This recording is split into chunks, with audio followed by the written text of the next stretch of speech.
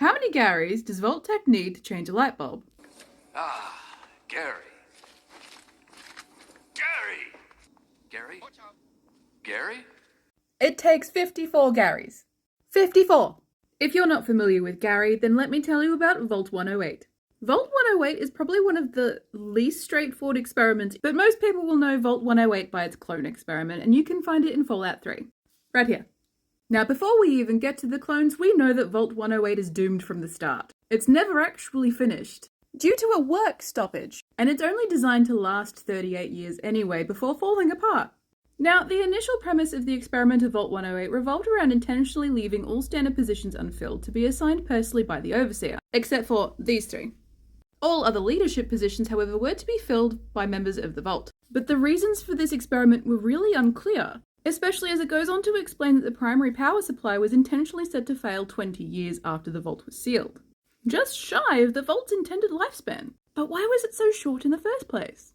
And let's not forget that it was outfitted with 3 times the normal amount of weaponry and defensive gear, and no entertainment. Vault-Tec, what were you doing?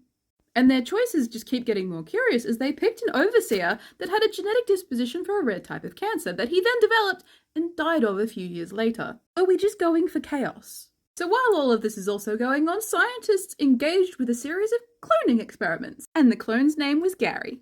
And Gary had this little problem where he would become hostile to non-clones, each clone becoming more violent than the previous one. Oh, and Gary could only say his name, Gary. After the 53rd was no different, the staff began to wonder what to do with all of the clones, so the Vault's observation rooms were becoming quite full.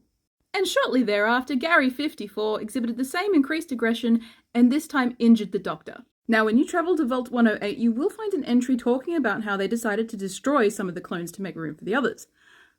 But you only find Gary's. So where are the rest of them?